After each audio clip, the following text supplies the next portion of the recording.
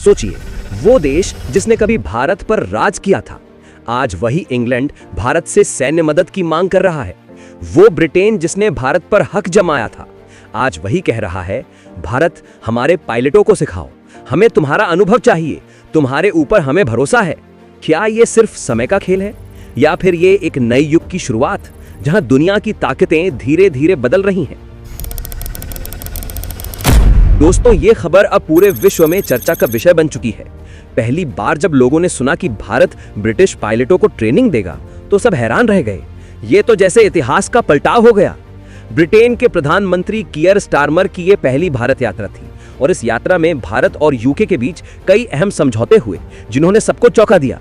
तो आइए जानते हैं वो कौन कौन से समझौते हैं जो भारत को और मजबूत बनाएंगे। कभी ब्रिटेन की रॉयल एयरफोर्स को दुनिया की सबसे आधुनिक मानी जाती थी, लेकिन आज वही ब्रिटेन भारत से मदद मांग रहा है। हाँ, यूके सरकार ने औपचारिक रूप से भारतीय वायुसेना से अनुरोध किया है कि वे उनके पायलटों को ट्रेनिंग दें। प्रधानमंत्री नरेंद्र मोदी ने खुद इसकी पुष्टि की। भारतीय फ्लाइंग इंस्ट्रक्टर्स यूके जाकर रॉयल एयरफोर्स के सदस्यों को ट्रेनिंग देंगे।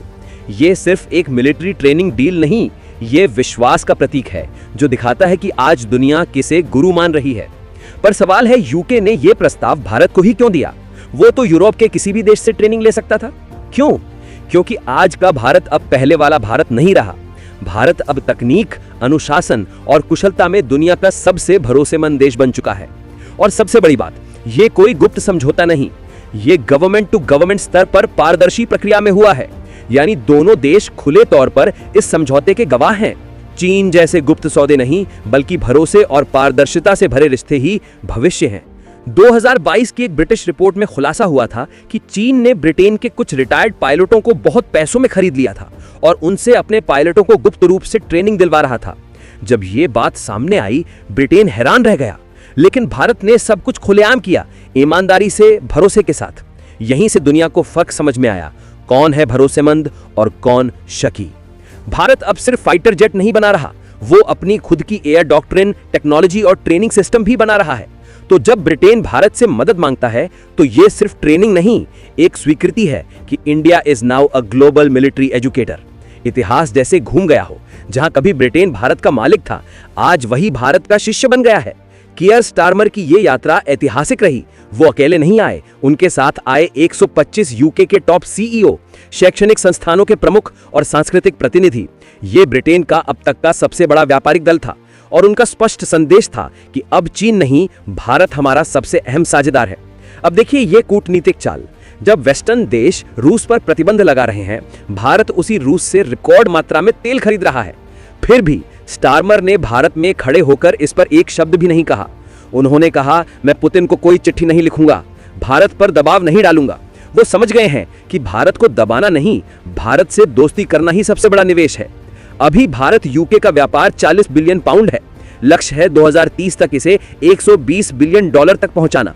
FTA यानी फ्री ट्रेड एग्रीमेंट लगभग तैयार है।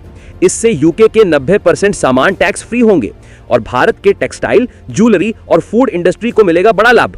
यह है व्यापार का सुनहरा पुल, जहां दोनों देशों की तरक्की एक दूसरे से जुड़ी है। रक्षा सहयोग भी बढ़ रहा है। 1. AI सर्विलेंस, हिंद महासागर में मिलकर निगरानी प्रणाली। 2. ड्रोन और नेवल इंजन में मेक इन इंडिया में यूके की भागीदारी। 3. 2+2 बैठकें, दोनों देशों के रक्षा और विदेश मंत्री साथ मिलकर रणनीति तय करेंगे। 4. 468 मिलियन पाउंड का मिसाइल समझौता पहले ही साइन हो चुका है। यह रिश्ता अब सिर्फ रक्षा या व्यापार तक सीमित नहीं, ये शिक्षा और युवाओं के भविष्य तक पहुंच चुका है। 2026 तक ब्रिटेन की 5 यूनिवर्सिटीज भारत में अपने कैंपस खोलेंगी। यानी अब भारतीय छात्रों को ब्रिटिश शिक्षा के लिए विदेश नहीं जाना पड़ेगा। साथ ही दोनों देशों के बीच MRQA समझौता हुआ है, जिससे डिग्रियां दोनों देशों में मान्य होंगी। सांस्कृतिक मोर्चे पर भी बड़ी घोषणा हुई। यशराज फिल्म्स यूके में 3 बड़ी फिल्में बनाएगा। इससे 3000 नई नौकरियां पैदा होंगी और भारतीय सिनेमा को मिलेगा अंतरराष्ट्रीय मंच। 2026 में दोनों देशों के रिश्तों के 75 साल पूरे होने पर बाइलेटरल कल्चरल ईयर मनाया जाएगा। युवाओं के लिए सबसे रोमांचक खबर, इनोवेशन ब्रिज 2.0। इसके तहत दोनों देश मिलकर AI, हाइड्रोजन, बायोटेक और क्लीन एनर्जी पर स्टार्टअप और रिसर्च को बढ़ावा देंगे। यूके भारत के स्टार्टअप्स में 250 मिलियन पाउंड का निवेश करेगा। ये नए भारत के लिए बड़ा अवसर है। हाँ, कुछ चुनौतियां हैं। नीतिगत देरी, वीजा संबंधी समस्याएं, राजनीतिक मतभेद और अमेरिका यूरोप से प्रतिस्पर्धा।